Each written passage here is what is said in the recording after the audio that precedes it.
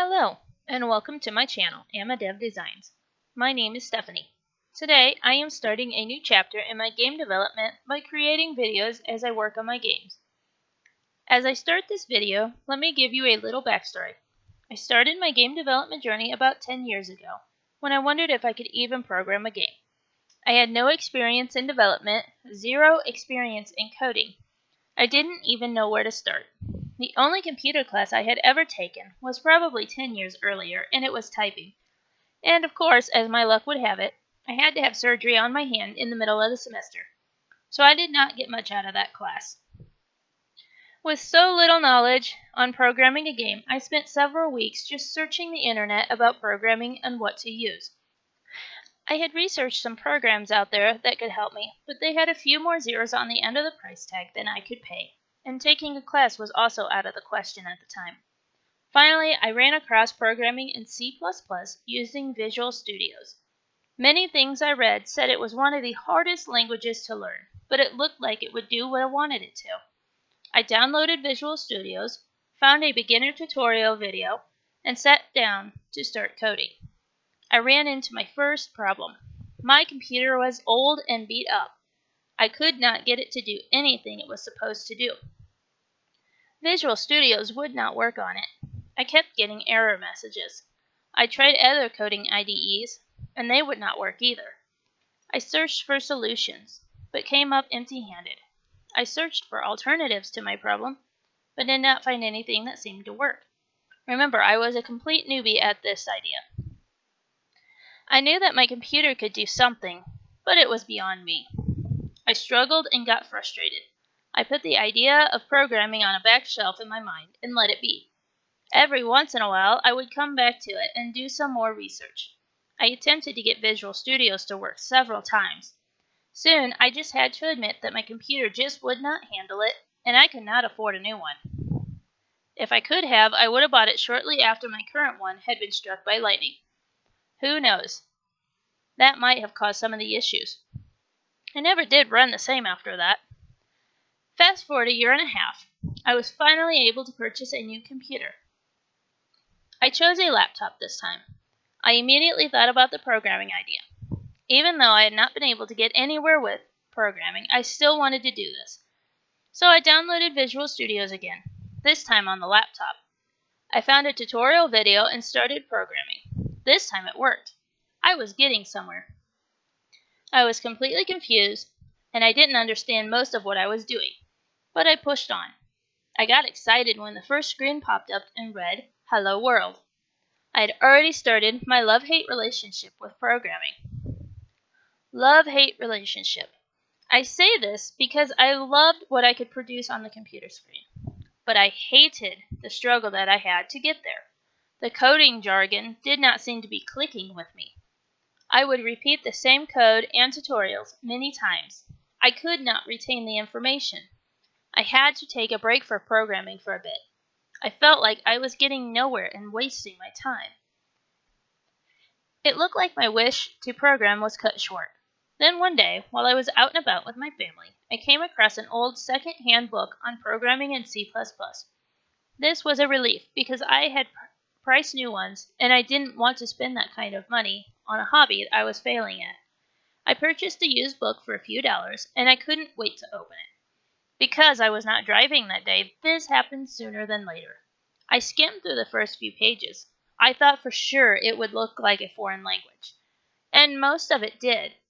But there were a few lines that looked familiar. I knew what would happen with those lines of code. I had a sense of renewed interest in programming. I was confused about what had changed, but I was not complaining. Over the next couple weeks, I kept opening the book, watching videos, and searching for things I did not understand. Some of the coding jargon was starting to click. I seemed to be learning at a snail's pace. I continued to struggle and finally decided to take another break. When I returned, it was like most of the stuff that I could not grasp was now embedded in my brain and simple. I was even able to write the Hello World script without looking in a book or watching a video. I soon realized that my learning style for programming was like nothing I had ever experienced. I graduated high school years before and had done some college and was currently back in college. I was used to having someone lecture to me, and just picking up on the information from that. Instructors lecturing was the way of it. This caused my new way of learning to be a huge learning curve, but I learned to use it. I would study and practice new coding until I became frustrated. I might have pushed it further than I should have, but I got addicted to coding. Even through the frustrations, I was having fun. I had to force myself to take breaks. The breaks would be between a few days to a couple weeks. When I returned, I understood some of what was frustrating me before the break, and I would build on it. Weird, I know, but it worked for me.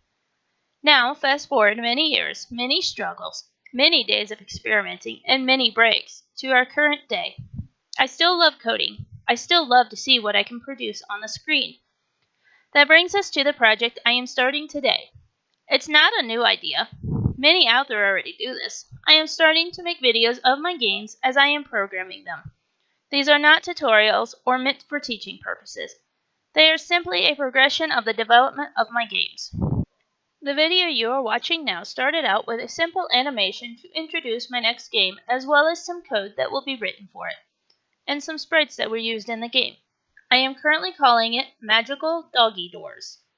Where did this idea come from? Well, I would like to say it just popped into my head and I ran with it, but that would not be true. I started searching through different game jams on the internet. I wrote down many of the game jam themes. As I was looking back over what I had wrote, two of them stood out for me. The first one was Magical Dog, and the second one was Doors with Weird in parentheses. I immediately combined the two themes in my head to one theme. The player would be a dog. The dog's main goal in the game is to make it to the end of the level to his food bowl. Along the way, there will be doggy doors that the dog can pass through. If the dog passes through a doggy door, he will gain a magical ability. Each door possesses a different ability, but the dog can only use one ability at a time. So once moving through a door, the dog loses any old ability he had and acquires a new one. You may have noticed as you watch this video that I am not using a game engine. That is true. When I first started learning to code, I wasn't sure what direction to go, and many game engines were not available. Or at least I wasn't finding many. The ones I did find had price tags, and of course I was broke. As I learned, I found a love for coding every detail of the game. I did eventually find and tried using some game engines, and they were great. Things appeared on the screen really fast, and the progression of the game development was really fast as well. The best part was seeing progress almost immediately. With hard coding all of the game, this can be slow and tedious. However, I did not get the same sense of accomplishment out of the game engines as I did with coding all of the game. That did not seem to be the right path for me. So this is a new chapter in my game development journey. The first game of this chapter will be Magical Doggy Doors. Making videos is new to me, so this will be a huge learning curve, but I will do my best. I plan on showing most of my work, but showing every detail would take too long and be tedious for both the viewer and me.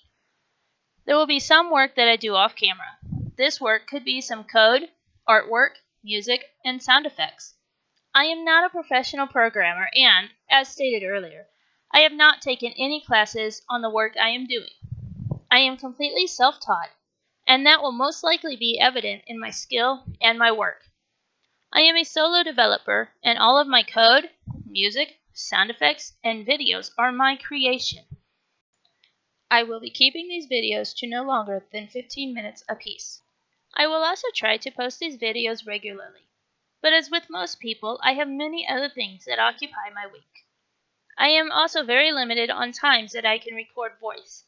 My house can be a very noisy place when all of the family is home. So, with that, I do hope you enjoy these videos, and thanks for watching.